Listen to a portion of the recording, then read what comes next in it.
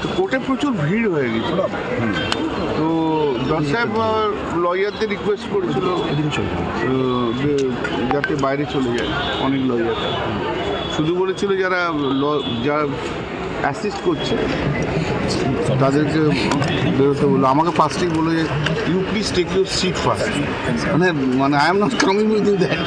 হ্যাঁ, কিন্তু জজ সাহেব যথেষ্ট চেষ্টা করেছিল, পরে একটু হয়ে হচ্ছিল, তা সেই জন্য জজ সাহেব আর শুনলেন না, বললেন না আমি এইভাবে মামলা শুনি না।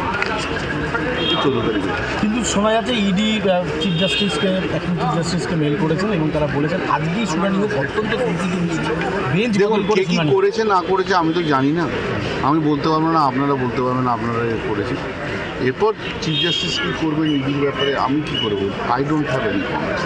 আপনার কাছেই আমি প্রথম শুনলাম যে ইডি চিঠি দিয়েছে, আমি শুনিনি, আমি বলতে পারবো না। ইডি যে আবেদনপত্র যেগুলো রেখেছে শুরুতেই, সেখানে মমতা বন্দ্যোপাধ্যায়ের নাম, আপনার কাছে কি সমস্ত কেসটা করবো না কোর্টে কেসটা করবো? না না, আমি কেসটাকে আর্গুমেন্টটা আপনার সামনে করব না কোর্টে করব, আপনি আমাকে বলুন, আপনি আমাকে বলে দিন না। মামলাটা নিয়ে কি বলবেন? না না, মামলাটা নিয়ে যা বলার বলবো, কোর্টে বলবো। আপনাকে কেন বলতে হবে? আপনি কোন চ্যানেল ভাই? বলুন না, আজকে যে বিষয়টা হলো একটু আমি তো নিজেরই, আপনি দেখেছেন তো, আমি নিজে রিকোয়েস্ট করেছি জজ সাহেব, সে আমি আর কি করবেন, সে কি করবে, কত লয়ার ঢুকে গেছে না, যে এজলাসে বিশৃঙ্খলা হলো, তবে এটা নিয়ে এটা কি বাঞ্ছনীয় ছিল?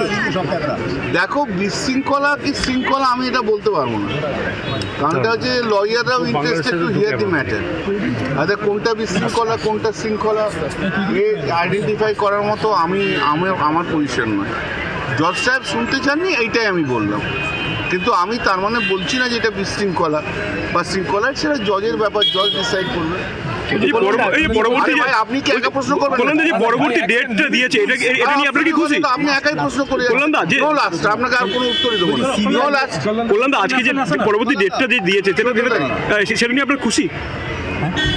আমার খুশি অখুশির জন্য না, আমি তো মামলা করতেই গেছি। বাংলার আওয়াজ, বাঙালির আবেগ, জি 24 ঘন্টা।